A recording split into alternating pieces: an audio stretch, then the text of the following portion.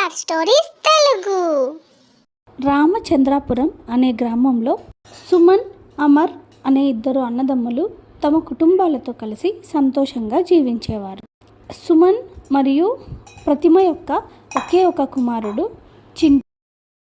అమర్ మరియు అర్పితకు 6 ఏళ్ల కూతురు పింకీ. వీరంతా కలిసి ఒకే ఇంట్లో సుఖంగా జీవించేవాళ్ళు. ఒకరోజు ఉదయం నుంచి బాగా వర్షం పడుతుంటుంది. అర్పిత పింకీకి పాలు తాగమని చెప్తుంది.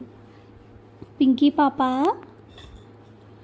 ఇదిగో ఈ పాలు తొందరగా తాగి నువ్వు ఆ తర్వాత మీ అన్నయ్యతో కలిసి ఆడుకోవచ్చు. అర్పిత పింకీకి పాలు ఫోర్స్ఫుల్గా తాపిస్తుంది. నువ్వు నా బంగారు తల్లి కదమ్మా, ఈ పాలు తాగితే నీకు చాలా మంచిది. నువ్వు మీ అన్నయ్యతో కలిసి బాగా ఆడుకోవచ్చు. పింకీ పాలు తాగేసి వెంటనే చింటూ ఉంటున్న గది దగ్గరికి వెళ్తుంది. చింటూ పేపర్తో పడవలు చేస్తూ ఆడుకుంటుంది. అన్నయ్య, ఏం చేస్తున్నావు నువ్వు? పింకీ రా, నేను ఈ కాగితంతో పడవలు తయారు చేస్తున్నాను. బాగా వర్షం పడుతుంది కదా బయట, మనం ఈ పడవలు తీసుకెళ్ళి బయట వదిలేద్దాం. అలా అంటూ ఇద్దరూ కలిసి వర్షపు నీటిలో కాగిత పడవలు వదలడానికి ఇంటి బయటకు వెళ్తారు. అన్న, ఇక్కడ పడవ తేలడం లేదు అని పింకీ అంటుంది. అవును చెల్లి, అక్కడ నీరు చాలా తక్కువగా ఉంది కదా, అందుకే పడవ తేలడం లేదు. మనం మన ఇంటి వెనక్కు వెళ్ళి చెరువు దగ్గర వదులుదాం, అక్కడైతే నావలు బాగా తేలుతాయి. చింటూ మరియు పింకీ వారి ఇంటి వెనుక ఉన్న చెరువు దగ్గరకు వెళ్తారు. చింటూ చెరువులోకి దిగి ఆ పడవలు వదలడానికి ప్రయత్నిస్తుండగా కాలు జారి నీటిలో పడిపోతాడు. మునిగిపోతూ కేకలు వేయడంతో పింకీ చాలా భయపడి ఇంటికి వెళ్ళి తన రూమ్లో ఏడుస్తూ దాక్కుంటుంది. అర్పిత చాలాసేపు చూసి పిల్లలు రాకపోవడంతో చాలా భయపడుతుంది. అక్క, పింకీ చింటూలను ఎక్కడైనా చూసావా నువ్వు? నేను వాళ్ళిద్దరూ ఉదయం పడవలు చేసి ఆడుకోవడం చూశాను. ఎక్కడికి వెళ్ళారో తెలీదు, బయట ఆడుకుంటుంటారులే అంటూ అర్పిత మరియు ప్రమీల ఇద్దరూ కలిసి పిల్లలను వెతకడానికి వెళ్తారు. కానీ పిల్లలు ఎక్కడ ఉన్నారో కనిపించకపోవడంతో అలా వెతుకుతూ ఉండగా చాలా సమయం గడిచిపోతుంది. సుమన్, అమర్ పని ముగించుకొని ఇంటికి వస్తారు. అర్పిత, ప్రమీలలు జరిగిన విషయం వారి ఇరువురి భర్తలకు వివరించి చెప్తారు. సుమన్, అమర్లు చాలా భయపడి పిల్లలను వెతకడానికి బయలుదేరుతారు. బాబాయ్, మీరు పింకీ చింటూలను ఎక్కడైనా చూసారా? లేదు బాబు, ఇక్కడికి ఎవరు రాలేదు.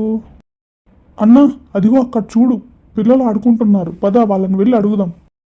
ఇలా పిల్లల దగ్గరికి వెళ్ళి అడుగుతారు. మీరు చింటూ పింకీలను ఏమైనా చూసారా?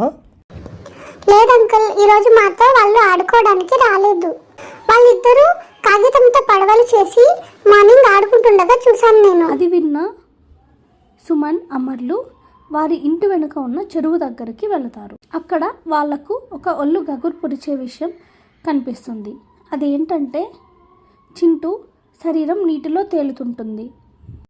చింటూ అంటూ చింటూ వాళ్ళ అమ్మ ఏడుస్తుంది. ఏం జరిగింది మా బాబుకి, ఎందుకు ఇలా అయిపోయాడు అంటూ ఏడుస్తారు చింటూ వాళ్ళ అమ్మ నాన్నలు. ఆ ఆర్తనాదాలు విని గ్రామస్తులందరూ అక్కడికి గుమిగూడతారు. గ్రామస్తులందరూ చెరువులో నుంచి చింటూ శవాన్ని తీసి వాళ్ళ అమ్మ దగ్గరికి తీసుకొస్తారు. ప్రమీల తన కొడుకు శవాన్ని ఒళ్ళో పెట్టుకొని, కళ్ళు తెరువు నాన్న, నీకేం కాలేదు, ఈ అమ్మతో మాట్లాడు కన్నా, నా మాట వినిపిస్తుందని నాకు తెలుసు, ఒక్కసారి కళ్ళు తెరిచి ఈ అమ్మని చూడు, నువ్వు అమ్మ మాట వింటావు కదా, చాలాసేపు అయింది నువ్వు భోజనం తిని, లేయి పద, నేను నీకు భోజనం పెడతాను. అక్క, ఏడవద్దు అక్క, మిమ్మల్ని మీరు కొంచెం సముదాయించుకోండి, చింటూ మనకిక లేడు, ఇక రాలేడు. నువ్వు ఊరుకో అర్పిత, చింటూకి ఏం కాలేదు. అలా ప్రమీల ఏడుస్తుండగా గ్రామస్తుల్లో ఒకరు ఇలా అంటారు. చాలా సమయం అవుతుంది. ఈ శవాన్ని సూర్యాస్తమయం లోపల దహనం చేయాలి. ఎక్కడికి తీసుకెళ్తున్నారు నా కొడుకుని? వాడిని నాకు ఇచ్చేయండి. వాడికేం కాలేదు, వాడు బాగానే ఉన్నాడు అంటూ ఏడుస్తుంది ప్రమీల. ఆ ఏడుపు విని పింకీ రూమ్లో నుంచి బయటకు వస్తుంది. మా అన్నయ్యని ఎక్కడికి తీసుకెళ్తున్నారు? తీసుకెళ్ళొద్దండి, నేను ఇంకెవరితో ఆడుకోవాలి. మా అన్నని నాతో పంపించేయండి. అందరూ కలిసి అడవిలో ఆ పిల్లవాడి శవాన్ని గుంత తవ్వి పూడ్చి పెడతారు.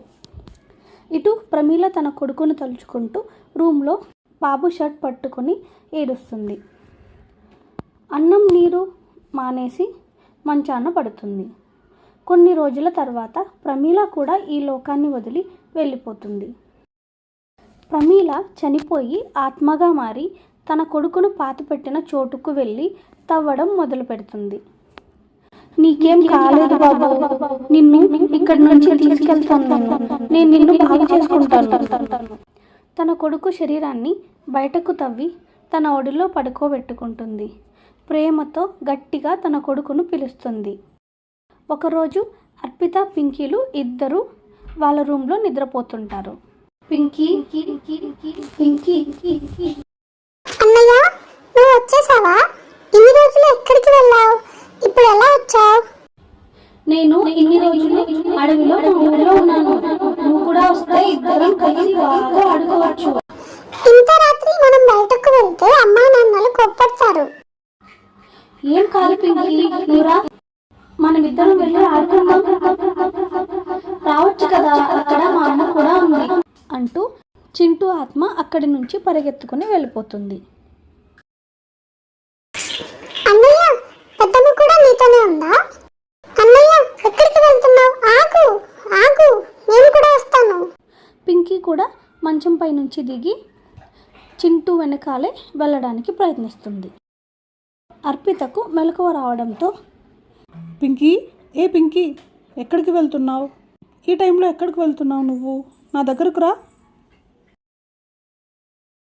అమ్మా, అన్నయ్య నన్ను తను ఉంటున్న అడవికి తీసుకెళ్ళడానికి వచ్చాడు.